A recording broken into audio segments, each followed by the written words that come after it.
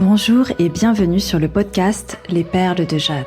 Des conseils précieux à collectionner, partager ou tout simplement à méditer.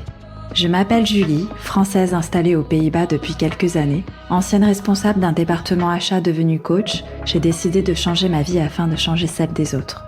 Je vous aide à trouver de nouvelles pistes de réflexion et à passer à l'action afin d'être plus épanoui dans votre vie. Abonnez-vous sur la plateforme de votre choix pour ne manquer aucun épisode. N'hésitez pas à me rejoindre sur Instagram, @julie_UGS, afin d'échanger. Le lien se trouvera dans les notes de l'épisode. En attendant, je vous souhaite une excellente écoute.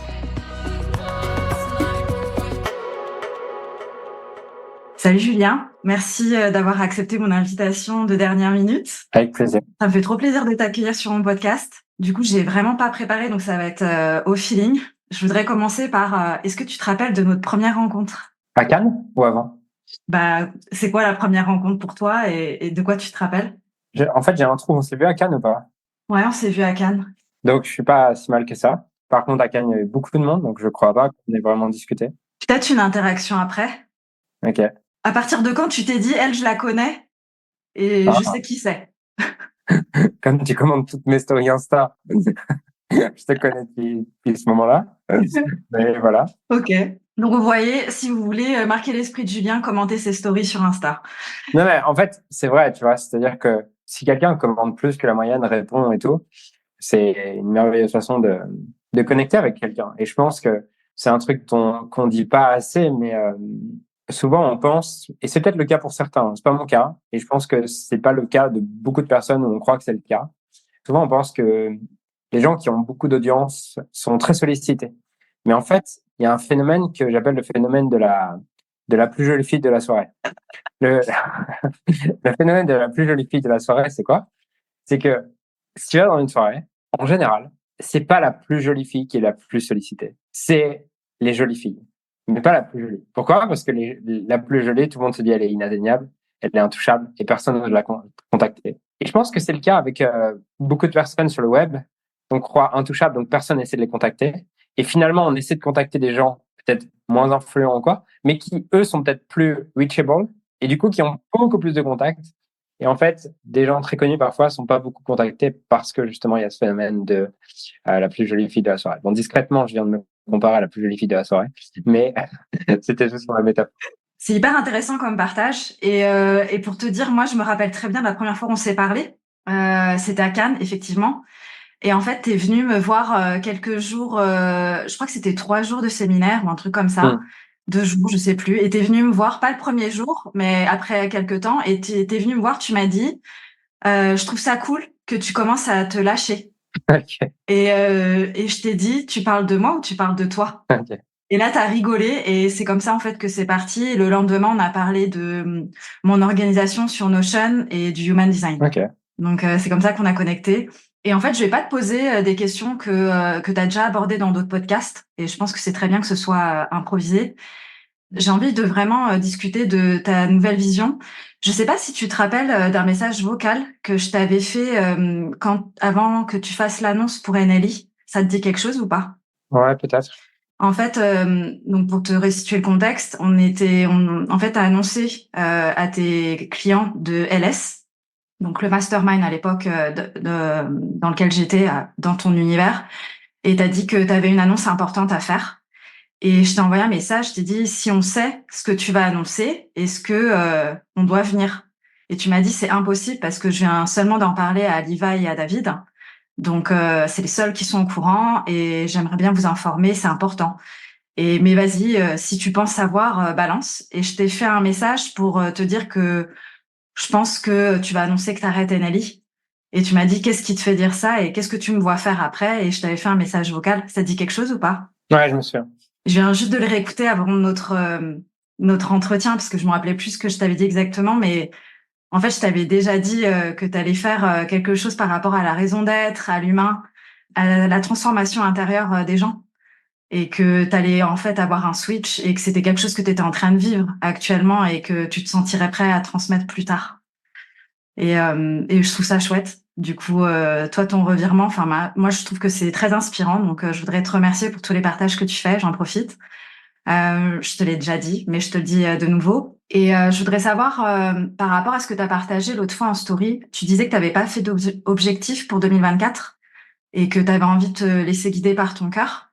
Est-ce qu'il y a eu un déclic particulier qui a fait que tu as désiré plus te laisser guider par ton flow en 2024 sans forcément avoir des objectifs? Peut-être que tu as une vision qui te guide, mais pas d'objectif en tout cas? Je pense que il n'y a pas eu vraiment un déclic, mais il y a plutôt une prise de conscience assez progressive qui a lieu depuis, on va dire, je sais pas, peut-être 2 ans, peut-être 2, 3 ans, on va dire, sur lequel c'est quelque chose qui a beaucoup fonctionné pour moi jusqu'à il y a 2, 3 ans. Le fait d'être très rigide, on va dire, sur mes objectifs et d'avoir quelque chose de très cadré sur où je veux y aller, comment je veux y aller, comment je mesure l'atteinte de cet objectif. Et franchement, ça a très bien marché pour moi. Mais depuis 2, 3 ans, ça marche plus vraiment. Quand je dis ça marche plus vraiment, c'est que j'ai pas perdu cette capacité d'atteindre des objectifs, mais ça ne me nourrit pas, en fait. Ça me nourrit pas vraiment. Voilà. Donc, progressivement, ça m'a demandé d'être OK avec ce que je lâche aussi et l'identité que je lâche parce que je viens du sport de haut niveau. Je me suis beaucoup construit autour de cette identité de celui qui réussit, de celui qui décide quelque chose et qui l'attend.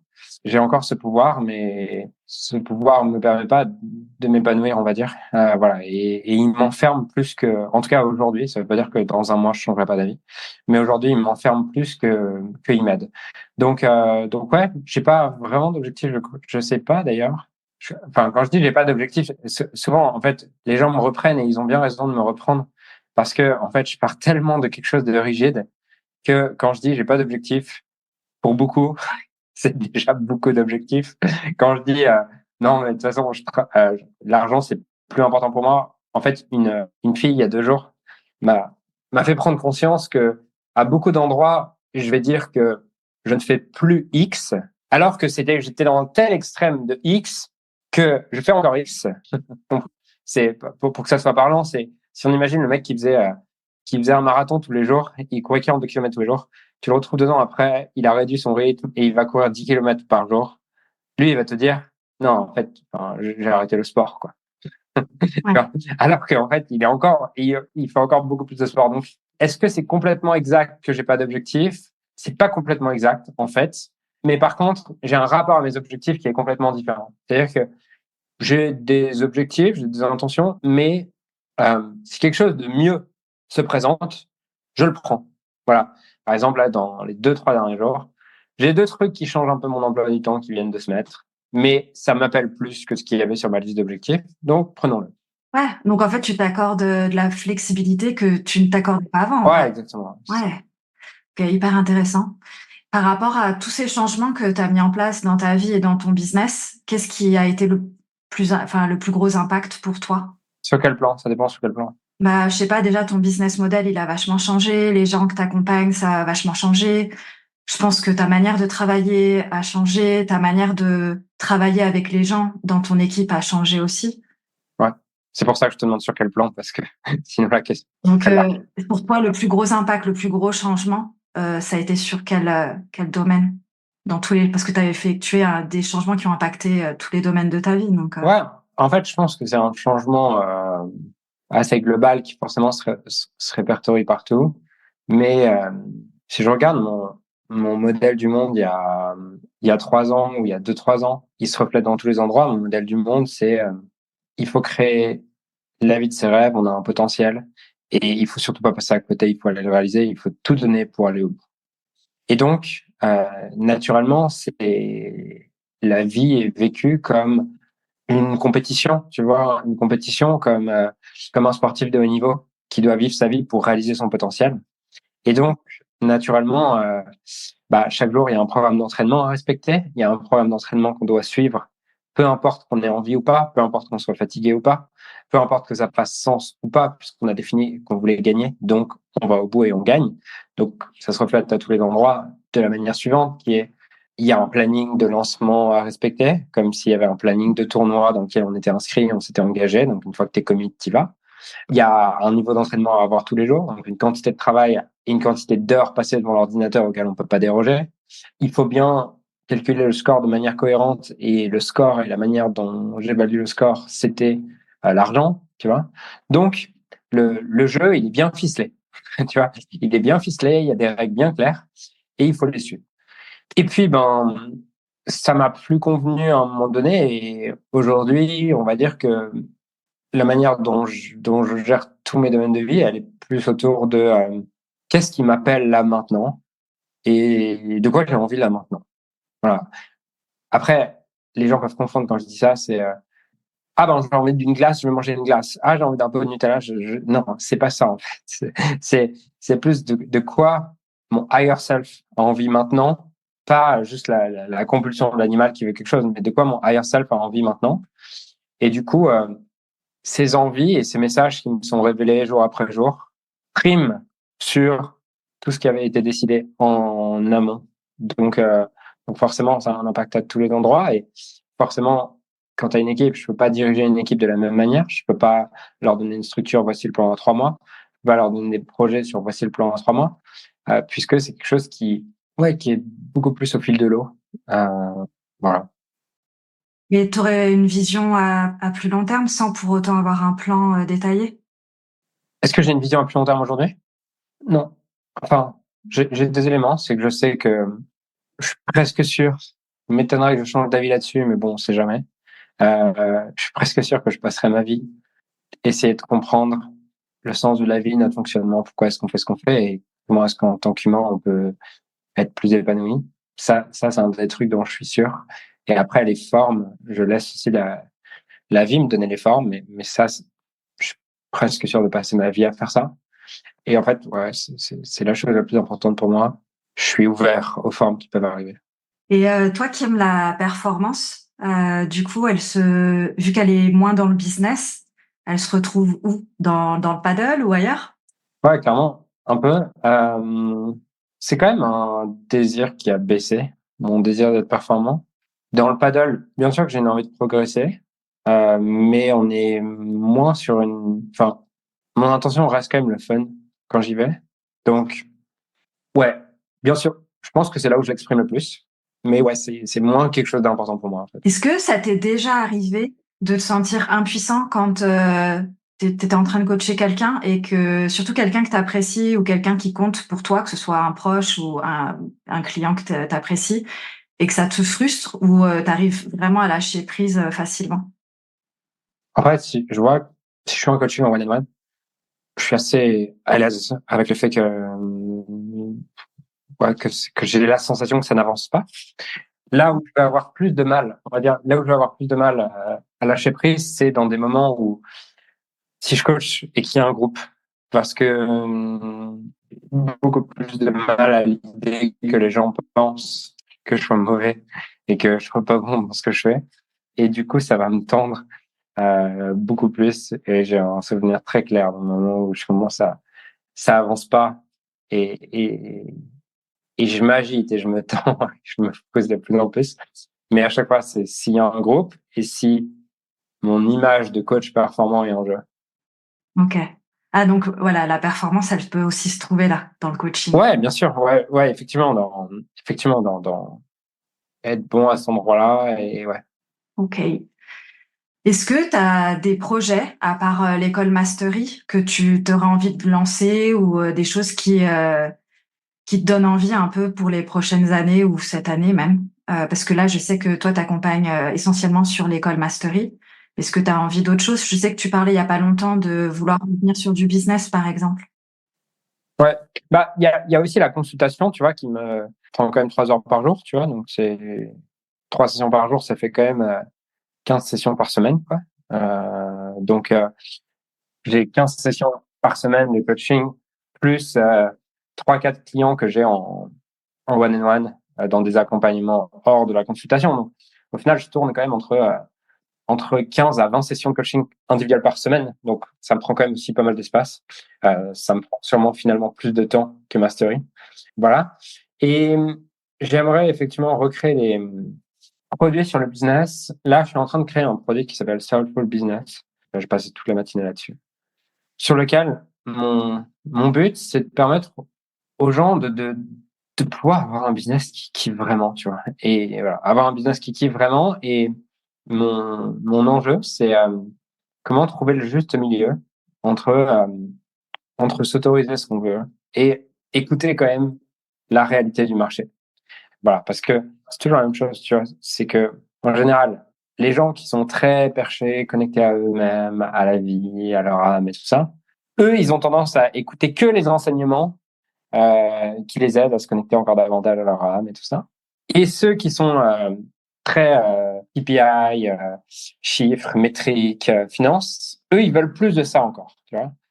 Et le problème, c'est que quand chaque fois que j'enseigne quelque chose, ça va être déformé et filtré. Et celui qui est déjà trop connecté et qui a juste besoin d'un peu les pieds sur terre, il va juste écouter la partie où je lui explique comment est-ce qu'il peut se connecter encore plus.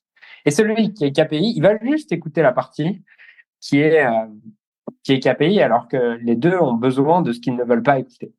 Donc voilà, tout mon enjeu, c'est comment je crée un programme qui ne perche pas un peu plus ceux qui sont déjà perchés et qui ne structure pas un peu plus ceux qui sont déjà structurés et rigides. Donc, tu es en train de travailler sur trouver comme un moyen de lier les deux, quoi. Exactement. Ouais.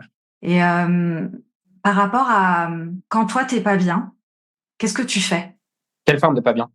Ah, bah, je sais pas, quand tu ressens du mal-être, je dirais.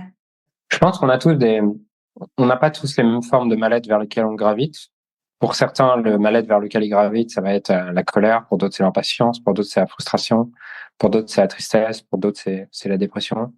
Moi, je gravite pas vraiment vers la colère ou vers, ouais, c'est pas trop quelque chose que je ressens régulièrement. Et en fait, tu vois, j'ai vraiment du mal maintenant avec cette notion de mal-être parce que je pense que, tu vois, je peux ressentir parfois de la tristesse, de la fatigue, de la dépression, de la flemme. Je peux ressentir ces 4 points-là, mais je dirais que ça fait 1 an que je suis vraiment bien avec ça et que c'est quand même devenu des amis que je chasse pas de chez moi, tu vois. Donc, c'est aussi des trucs agréables. Enfin, ouais, c'est aussi des états qui peuvent être agréables. Et donc, enfin, c'est quand la dernière fois que je me suis vraiment senti en mode putain, je veux absolument changer d'état interne parce que là, c'est horrible. Franchement, ça fait longtemps. Hein. Ça fait longtemps et je pense pas que ça fait longtemps parce que je suis en sage et je suis que joie toute la journée, mais plutôt parce que je pense que j'ai vraiment appris à être à l'aise avec tous les états internes et à profiter de chaque état interne. Parce que tu vois, je trouve que il y a il y a un cadeau dans chaque état interne. Par exemple, aujourd'hui, je suis fatigué. Je suis fatigué, je suis blessé, donc ça fait 2 jours que je joue pas au paddle. Je suis dégoûté. Voilà. Et, euh, et du coup, franchement, à 2 heures avant l'interview, je suis fatigué, j'ai un peu la flemme, il fait gris, tous ces trucs-là. Et je vois que du coup, je me mets dans mon canapé, je m'allonge, je prends mon téléphone dans lequel il y a aucun réseau, dans lequel il y a mon téléphone sans carte SIM. J'ai un téléphone sans carte SIM. Pour écrire, c'est mon téléphone pour écrire, du coup. Et en fait, je vois que cet état-là, il me permet d'écrire, il me permet de développer des idées, il me permet de réfléchir, qui est pas quelque chose que j'arrive facilement à faire lorsque je suis tout feu, tout flamme et j'ai juste envie de faire des choses, faire des choses. Et au contraire, cet état-là, tu vois, de plus un peu de flemme, de fatigue, de coin du feu, tu vois, ben, cet état-là, il me permet aussi d'accéder à des parts de moi qui sont aussi ultra utiles et qui est aussi ce que les gens aiment. C'est-à-dire que les gens aiment souvent mes pensées assez deep, introspectives, tous ces trucs-là. Et ça, c'est des choses que je peux avoir que dans cet état-là. Donc, donc ouais, enfin, ça ne répond pas directement à ta question, mais c'est difficile de répondre à ta question pour la raison que je viens de Ouais, te dire. non, je comprends le sens que tu donnes à ta réponse, donc merci Julien. Après, est-ce que ce serait pas, ça pourrait pas être associé à de la positivité toxique de toujours voir le bon côté de tout? J'en sais rien, ça dépend de ce qu'on appelle positivité toxique, mais en fait, je suis pas non plus en train de me dire que c'est bien, tu vois. C'est juste ça, c'est juste là, tu vois. Voilà, c'est juste l'état dans lequel je suis. Et je suis pas en train de l'évaluer ou de le juger, de me dire il est cool ou il est pas cool cet état. C'est voilà ce qui est, qu'est-ce qui est disponible à partir de ça. Ok. Je sais que par exemple, quand la première année, je me suis formée à Mastery, je te l'avais déjà partagé, mais j'ai eu du mal à accueillir mes émotions parce que je me disais que tout est neutre, tu vois. Et j'avais du mal même après à me réjouir ou à être vraiment triste ou à être en colère. Et c'est pour ça que ça me rappelle ça quand tu me partages ce que tu me racontes. Du coup, est-ce que tu arrives à encore être vraiment enthousiaste ou vraiment triste ou vraiment en colère ou tout est neutre et tout est juste là? Alors, vraiment enthousiaste quand je gagne un match de paddle, en général. Et là, tu t'exagères ou pas? Ouais, des fois, ouais. Des fois. Enfin, si je fais un trop bon premier set, je m'exagère. Et dans le deuxième, je commence à faire n'importe quoi. Donc ouais. Non, mais tu vois, colère, ça a jamais été trop ouais, ça a jamais trop été en état chez moi. Même dans le tennis, quand tu jouais? Si, mais je m'énerve, tu vois, mais en fait, ça dure pas, ça dure 10 secondes. Je balance la balle et je passe à autre chose, tu vois. Donc, si des fois je peux être en colère contre ma meuf, c'est elle qui a le plus le pouvoir de me mettre en colère. Donc ouais, je peux vivre ça. Et tristesse, ouais, je peux être triste aussi. En fait, c'est juste que ça va rester quelques temps. Enfin, ça va rester quelques minutes, quelques dizaines de minutes, et je vais pas m'identifier à ça, quoi. Voilà. Mhm. Ok, cool. D'ailleurs, à propos des émotions, je t'ai envoyé un message cette semaine en te disant, je trouve que ton contenu, le fait que tu postes des photos où tu souris ou qui respirent la joie, ça change vraiment l'énergie. Est-ce que tu as eu un déclic ou pas? Parce que bon, je te faisais un peu des blagues sur la tête que tu pouvais faire dans les réels, etc. Mais je crois que il y a une fois, je t'ai envoyé, genre, on dirait une partie de toi qui est morte. Euh, Ouais. parce que tu faisais vraiment fatigué en fait sur le réel, et alors que là, les photos que tu postes, enfin, tu rayonnes quoi. Alors, j'ai eu un déclic. Bon, juste avant, déjà, à chaque fois, je pense que poster des réels et tout, moi, j'aime pas les réels, j'en consomme pas. Je suis pas pour. Donc, créer des contenus que t'aimes pas, c'est une très bonne idée, tu vois, déjà, de base. Et en général, ça vient de fear of missing out une opportunité, tu vois, la peur de passer à côté d'une opportunité. Et c'est un peu ce que je voyais à ce moment-là. Les moments où je crée des réels, à chaque fois, c'était en mode, ah putain, en fait, ça pourrait faire beaucoup plus de vues et tout. D'ailleurs, c'est assez marrant parce que je vois que, en fait, les choses que je fais qui me font plaisir, qui sont déconseillées par Instagram, et par tous les coachs Instagram, créent plus d'engagement chez moi que tous les trucs que je fais qui sont conseillés par les coachs Instagram, tu vois. Donc, voilà. Donc, j'ai arrêté les réels. Et puis, il y a quelques jours, je lisais un livre que je recommande qui est vraiment cool, qui s'appelle The Fearless Marketing Bible for Coaches, qui est un livre écrit par une Coréenne qui s'appelle Simone Grace Seol, que j'aime beaucoup. Ah, tu l'aimes beaucoup toi, ça fait 2 fois que tu la Ouais, cites. ouais, je la kiffe. Je la kiffe vraiment. Et en fait, c'est un mix, elle, du conseil marketing et, enfin, de stratégie marketing, mais aussi beaucoup de mindset autour des stratégies marketing, tu vois, de ton état d'esprit. Euh, et elle a été formée notamment par Brooke Castillo, qui a toute cette approche autour de ce qu'elle appelle le modèle, qui est l'idée que toutes les circonstances sont neutres, mais à partir de ces circonstances, tu vas à chaque fois y mettre une pensée, cette pensée génère une émotion, cette émotion génère une action, et cette action génère un résultat qui vient toujours confirmer la pensée de base que tu avais et non la circonstance. Et dans son livre, du coup, Simone Graciol, elle amène plein de changements de perspective et notamment de pensée qui peuvent être utiles euh, pour, euh, pour que ça soit naturel et que tu aies envie de partager ton message, tous ces trucs-là. Et elle a un chapitre justement où elle dit, en tout cas, une des phrases vraiment qui vient de Brooke Castillo, c'est chaque pensée est optionnelle. Tu vois? Et elle m'a rappelé ça avec l'idée que libre à toi de penser que les gens vont être trop heureux de voir ta tête ou que les gens n'ont rien à foutre de ton contenu. C'est deux pensées qui sont, aucune des deux est 100% vraie, tu vois. C'est-à-dire que tu peux trouver des contradictions aux deux et tu peux justifier les deux. Les deux existent. Mais par contre, les deux génèrent deux expériences complètement différentes. Et j'ai commencé à me relier, tu vois, à cette pensée de tiens, les gens vont être trop contents de voir ma tête. Parce que, je sais pas, quand j'ai lu ça, ça a trop résonné pour moi. Je me suis dit, tiens, et si je me mettais à penser que les gens seraient trop heureux de voir ma tête, de voir ma tête popper sur leur Instagram. Et j'ai commencé à penser ça. Et puis, quand tu penses ça, naturellement, l'émotion qui arrive, c'est de l'enthousiasme à propos du fait de partager. L'action qui en découle, c'est bah, tu montes ta tête, même si le contenu n'est pas super intéressant, et tu te prends pas la tête à propos de est-ce que le contenu va être bien, tout ça. Tu vas juste partager parce que tu pars de l'hypothèse et de la pensée que les gens vont être trop contents de voir ta tête. Et donc, je commençais à me connecter à cette pensée et je la trouve super utile. Et ce qui est marrant, c'est que du coup, j'ai posté 3 jours de suite, je crois, avec cette pensée. Et puis, j'ai pas posté hier, je crois. Et puis ce matin, là, il y a 2 heures, je me suis rappelé parce que je retombais dans mon schéma, puisque cette pensée, elle n'est pas encore complètement ancrée. Donc, dans mon schéma, de toute façon, on s'en fout. Il y a déjà trop de gens qui postent sur Instagram. Va pas créer un peu plus de bruit et tout ça, qui est plutôt ma pensée de base. Et je me suis reconnecté à cette pensée de hey, les gens sont trop contents de voir ta tête et tu vas leur manquer si tu postes pas ta tête. Et du coup, j'ai reposté là juste avant l'interview une photo de ma tête. Voilà, qui sourit. Souris, bah oui, parce que si tu penses que les gens sont trop contents de voir ta tête, tu vas aussi sourire, tu vois.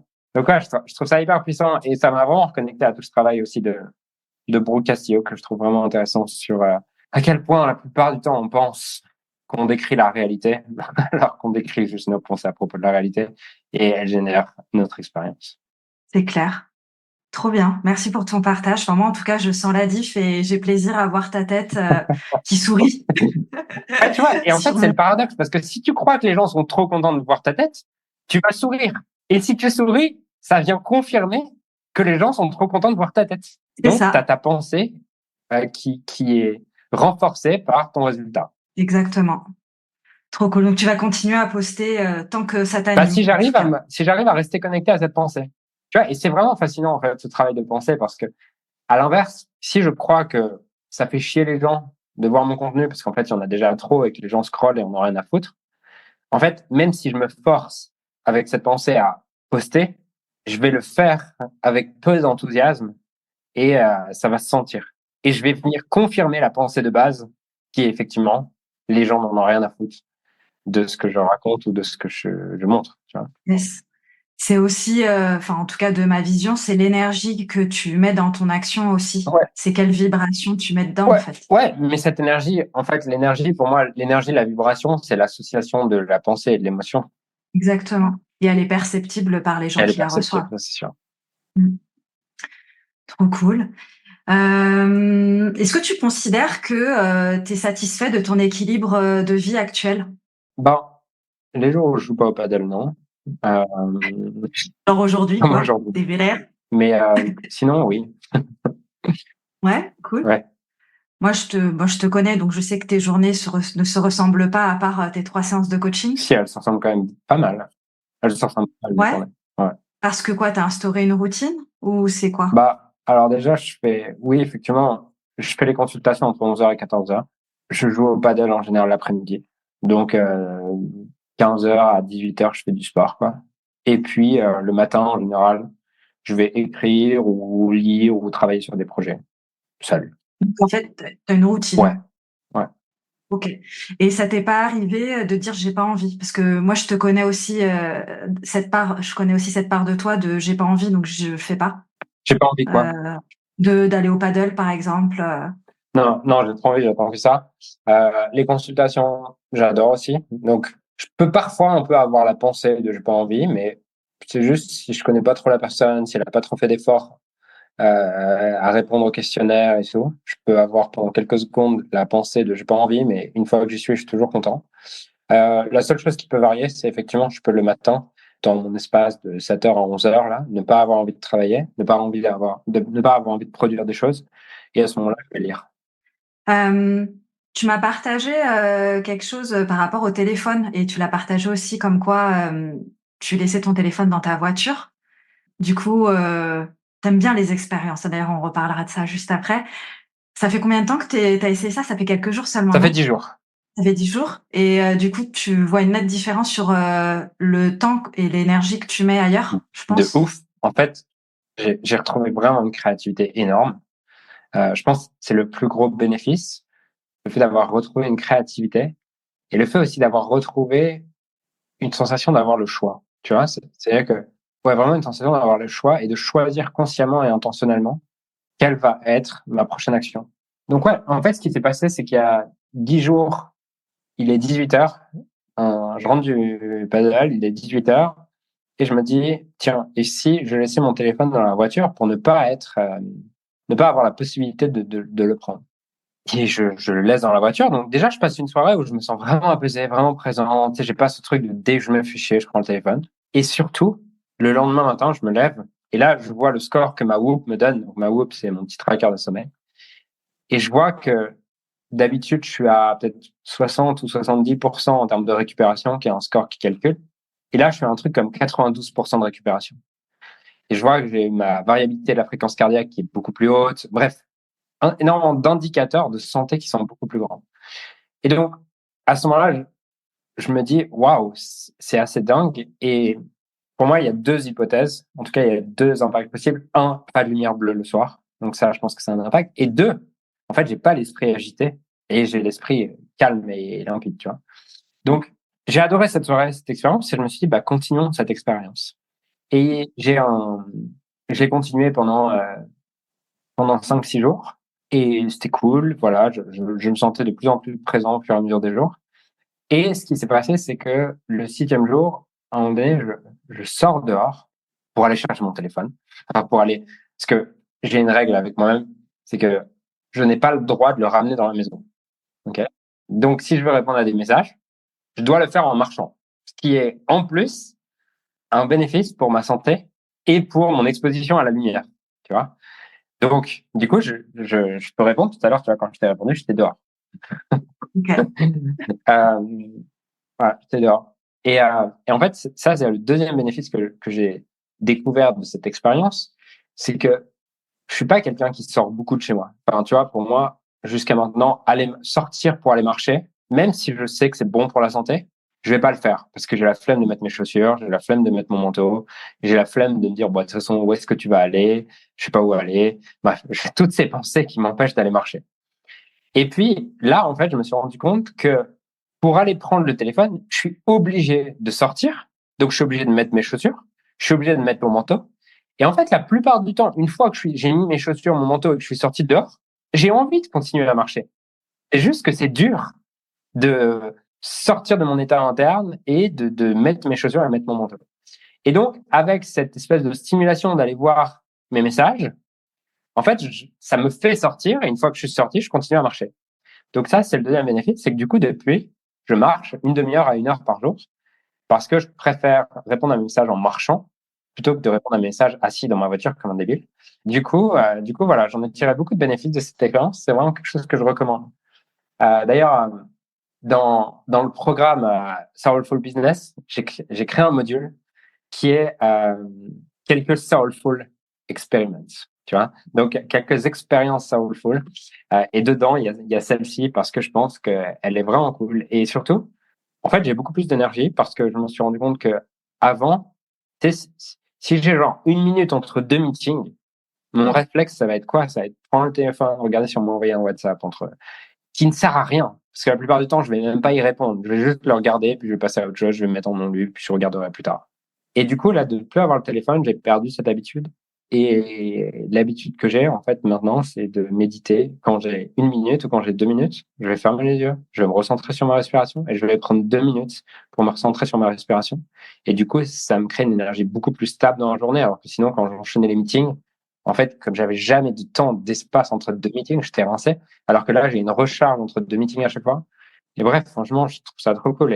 Et en fait, je pense que c'est un peu comme un drogué. Tu te rends compte de ce que c'est d'être sobre qu'une fois que tu es sobre. Parce que quand tu es drogué, pour toi, c'est comme ça qu'est la vie. Et tu te rends pas compte. Et tu te dis, putain, pourquoi est-ce que j'ai pas connu ça plus tôt, quoi. Ouais, hyper intéressant. Je fais ça aussi sous une autre forme, c'est que je vais marcher tous les jours 1 heure. Et comme j'adore me former, comme tu le sais, je me dis que le temps de formation, je le fais à ce moment-là. Donc comme ça me limite et du coup, c'est un temps, pour moi où je vais marcher et je me forme en même temps. Et là, avec le challenge que tu m'as mis, c'est juste d'aller marcher, sans rien écouter dans les oreilles. Ouais, ouais. Donc, d'ailleurs, pour les auditeurs, le challenge que j'ai accepté de Julien, c'est d'accueillir le vide et le fait d'être seul, d'être confortable avec la solitude. Donc, moi qui aime connecter, c'est un beau challenge.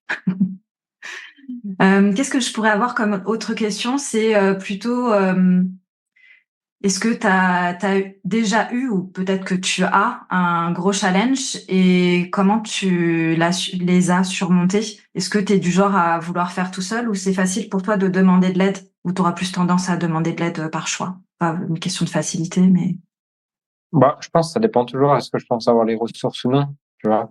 Si je pense avoir les ressources, bah, je demande pas d'aide. Si je pense pas avoir les ressources, c'est pas très compliqué pour moi de demander de l'aide. Par contre, c'est compliqué. Je sais pas d'ailleurs si c'est sain ou malsain. Je pense que ça dépend des points de vue des gens. Mais par contre, je vais avoir du mal à demander de l'aide et à recevoir de l'aide sans donner quelque chose en retour, tu vois? Et en fait, ça, j'ai plein de gens dans le dev perso, dans la thérapie, dans tous ces trucs-là, qui m'ont dit non mais Julien, t'as un problème de pas accepter de l'aide sans payer ou sans donner quelque chose en retour. Et en fait, je suis pas forcément d'accord avec ça. Après y avoir réfléchi, c'est que je crois qu'on a un thermostat interne d'échange équitable et de vouloir garder un échange équitable. Et du coup, ouais, je vais aimer payer, je vais aimer en tout cas m'assurer qu'il y a un échange équitable dans l'aide. Certains pourraient dire que c'est que j'ai un problème à recevoir de l'aide et que c'est un truc malsain de demander de l'aide. Je crois pas, en fait, avec le recul. Voilà, donc non, ça va pour ça. ouais. Moi, ce que tu me partages, ça me rappelle un peu la notion de dette inconsciente, Ouais, bien sûr, de un truc qui tourne en arrière-plan et de pas mettre de conscience dessus, justement, ça prend de c'est l'espace. clair. Ok. Ah ouais, pour revenir sur les expériences. Du coup, alors tu as eu l'année dernière les bains dans le lac que tu faisais quotidiennement. Qu'est-ce qui a fait que tu as arrêté? Bah, il faisait trop froid ou il y a eu d'autres choses? Tu as eu l'apprentissage que tu souhaitais? J'ai pas arrêté, hein. C'est vrai? Tu J'ai continues? été me baigner 2 fois la semaine dernière. Ok. Euh, Parce que quand on s'est vu à Annecy, tu avais ouais, arrêté. j'avais arrêté. J'avais arrêté et j'ai repris il y a 3 semaines. Ok. Et du coup, qu'est-ce qui fait que tu arrives à tenir ce genre d'expérience et pour d'autres expériences, tu décides d'arrêter?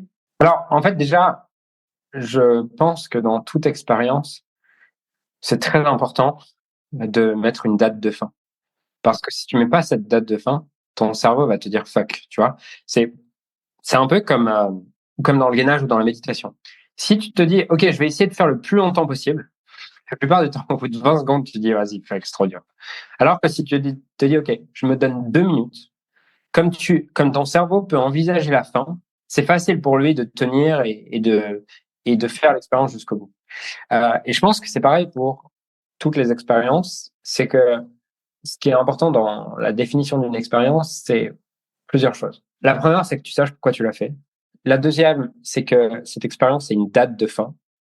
La troisième, c'est que elle soit reachable, donc que l'expérience soit pas impossible pour toi. Si par exemple jamais couru et je me dis ok je vais aller courir 28 km par jour, bah, en fait probablement que même si je me dis je vais tenir 10 jours, au bout de 2 jours je vais arrêter. Donc pareil que ça soit digeste, le niveau d'expérience que tu te demandes. Et la quatrième chose qui est important, qui est ultra important, beaucoup plus ouais, qui est peu mentionné, c'est de la faire à travers un état d'esprit de curiosité, avec une intention de curiosité, et non à travers une intention de ok en fait je me déteste quand je fais ça et je veux absolument changer ce truc-là chez moi. Parce que si tu fais ça, il y a toujours la part qui a pour moi, toute action remplie en besoin et une valeur. Et donc, si tu dis fuck, je veux absolument changer ça, tu ne prends pas en compte le besoin et la valeur que l'ancien comportement remplissait. Et la part qui n'a plus son besoin et sa valeur remplie va à un moment donné venir saboter l'expérience parce qu'elle a son besoin non rempli. Donc, pour moi, c'est vraiment le faire à travers un état d'esprit de curiosité, ce qui permet aussi de calmer la part et de dire, écoute, en fait, on met pas de côté ton besoin et ta valeur. Juste, on va faire une expérience de voir, est-ce qu'on peut la nourrir autrement? Et est-ce qu'on peut la nourrir autrement? Et t'inquiète, si ça marche pas, dans 5 jours, on reprend comme on faisait avant. Est-ce que ça te va? Tu vois? Et du coup, on y va en partenariat avec toutes nos parts. Et je pense qu'en fait, c'est ces 4 éléments qui me font faire différentes expériences. Ouais, essentiellement. Et je pense également que pour faire des expériences, il peut être important d'avoir des gens que tu connais réellement, sur lesquels t'appuyer, qui font ce que tu essaies de faire. Je te donne un exemple. Là, du coup, comme il y a beaucoup d'espace qui est libéré par le fait de plus avoir de téléphone, tu vois, il y a énormément d'espace qui est libéré dans ma vie. Parce qu'au final, je n'étais pas un gros addict. Je pense que pour ma génération, ça va. Je pense que j'étais en moyenne à 2h20 de temps d'écran par jour, en comptant les messages pro et les WhatsApp et tout. Donc, ça va, tu vois. Mais quand même, t'enlèves 2h20 plus l'énergie mentale, je pense que tu as libéré 3h30 dans ta journée. Et qu'est-ce que je fais de ces 3h30? Et du coup, bah, ça m'a donné envie de me remettre à méditer. Pareil, tu vois, j'avais fait une expérience de méditer à 2 heures par jour cet été. Et du coup, je me suis remis à méditer.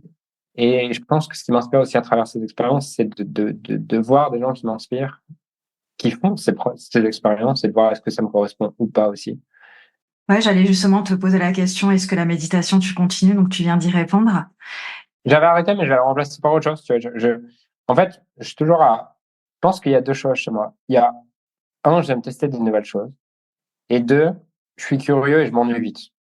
Donc, j'ai besoin d'alterner différentes pratiques pour qu'elles continuent à me nourrir. Tu vois, j'avais pas arrêté toute pratique de santé mentale, on va dire. Par exemple, je faisais mes 3 fois 5 minutes de cohérence cardiaque. Mais donc, je continuais à faire de la cohérence cardiaque, mais j'avais besoin de passer de la méditation à la cohérence cardiaque. Cet été, j'avais fait beaucoup de dispenza. Là, je suis vraiment sur une méditation vraiment d'observation de l'esprit et d'observation de la respiration et juste une observation. Je suis pas entré comme dans dispenza d'essayer de générer un état ou de connecter à quelque chose de mystique, je sais pas quoi. Je suis vraiment juste en observation sans jugement, voilà. Donc ouais, je pense qu'il faut que je sois enthousiaste et j'ai pas envie de vivre une vie de discipline qui ne m'enthousiasme pas. J'ai envie d'avoir de la discipline, mais de la discipline pour des choses qui m'enthousiasment. Je comprends. Et du coup, ça, tout part de l'intention. Quand tu partages, en fait, qu'est-ce qui fait que tu tiens ou que tu arrêtes, etc. C'est, en fait, avec quelle intention tu fais. Et du coup, je me rappelle que tu m'avais montré ton moniteur de glucose. Est-ce que tu l'utilises encore? Non, ça j'ai arrêté. Je pourrais le reprendre d'ailleurs, mais en fait, j'ai vite arrêté et il a créé beaucoup de souffrance pour moi. Il a créé beaucoup de souffrance parce que je me suis rendu compte après que c'était vraiment la part jugeante et performante qu'il avait mise. Et du coup, j'avais été une machine pendant peut-être 2 semaines et demie. Et puis au bout de 2 semaines et demie, j'avais envoyé tout balader en mode, vas-y, j'ai juste envie de m'enfiler des, des pics de sucre et aller tout vous faire enculer, tu vois. Donc ouais. Donc ouais, ça a été vraiment la leçon, tu vois. J'étais pas dans un état d'esprit de curiosité. Je pense qu'avec le téléphone, je suis plus dans un état d'esprit de curiosité. Donc ouais, c'est toujours ça. Mais j'en étais pas du tout conscient au moment où je l'ai fait. Je m'étais pas posé la question. Si tu me l'avais posé au moment, je t'aurais probablement dit oui, parce que pour moi, c'est toujours, est-ce que l'expérience que je suis en train de faire crée de l'ouverture, de la joie et de la présence, ou est-ce qu'au contraire, elle me contracte, elle me tend, et c'est pas que l'expérience est mauvaise si elle me contracte ou elle me tend, mais ça m'informe plutôt sur l'intention dans laquelle je fais cette expérience. Je me rappelle que tu m'avais dit une fois, quand je t'avais dit que j'avais lu le livre de Glucose Goddess, tu m'as dit ouais, ça va durer pas longtemps et t'en auras marre. Et en fait, je l'ai tenu quand même quelques mois, mais c'est parce que j'avais un pourquoi qui était retour à l'intention, au pouvoir de l'intention qui était plus fort. C'était d'aider ma fille à perdre du poids sans la mettre au régime. Et donc là, elle a perdu 8 kilos, elle a 10 ans, elle est petite, elle était en surpoids et ça lui valait aussi des critiques, etc. Et des problèmes de santé. Et du coup, là, elle a perdu 8 kilos parce que j'ai fait la méthode avec elle et qu'elle se sentait pas frustrée parce qu'elle ne pouvait pas manger. Et ouais, c'était une belle expérience, mais parce que l'intention était pure, en fait. Ouais. Et tu vois, c'est aussi une question derrière parfois de raison d'être. C'est-à-dire qu'une fois que la raison d'être de l'expérience a été remplie, Exactement. Ben, je l'ai arrêté ouais, voilà, après, c'est hein. ça. Si, hein. On l'a arrêté. Après, on mange toujours équilibré, mais c'est pas, on mange pas dans l'ordre requis, quoi. Ouais, Parce que comme tu dis, fuck, c'est bon. ouais, bon, Pas envie de manger des carottes avec de la vinaigrette en hiver, ouais. quoi. Et j'ai pas envie de boire du vinaigre avant chaque repas. Bon, bah, c'était cool, Julien. Merci pour l'échange. Et pour finir, j'ai fait un peu l'interview à l'envers, mais si tu devais te présenter, tu dirais quoi à des gens qui te connaissent pas? Par exemple, dans mon audience, il y en a qui te connaissent pas. Bon, je parle quand même souvent de toi, mais du coup, tu te présenterais comment aujourd'hui? Je pense que avant tout un humain ultra curieux de comprendre et ouais, très curieux de pourquoi est-ce qu'on est là, pourquoi est-ce qu'on fait ce qu'on fait, comment est-ce qu'on peut améliorer notre expérience de vie.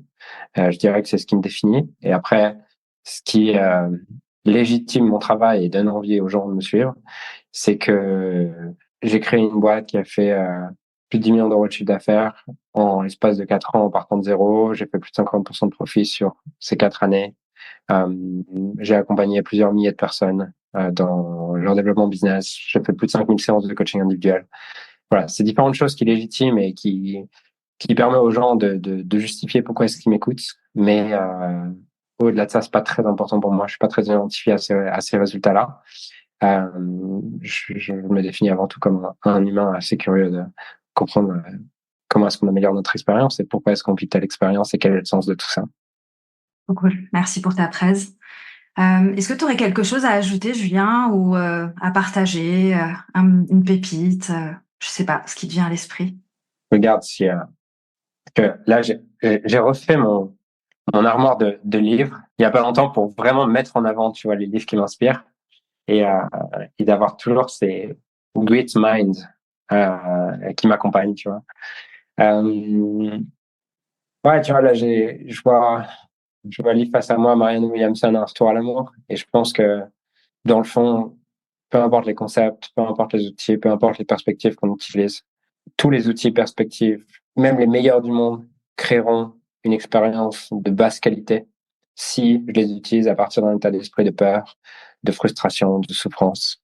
Et tout ce que je fais à partir d'un état interne d'amour créera plus d'amour dans le monde et pour moi-même. Donc, je crois que au-delà de tout ce qu'on s'est dit, s'il y a une chose qui me paraît le plus important de tout, c'est quelle est l'intention et l'état interne depuis lequel je suis en train de poursuivre ce que je suis en train de poursuivre, de faire ce que je suis en train de faire, d'être ce que je suis en train d'être. Et pour moi, c'est le meilleur indicateur de comment est-ce qu'on peut améliorer la qualité de notre vie.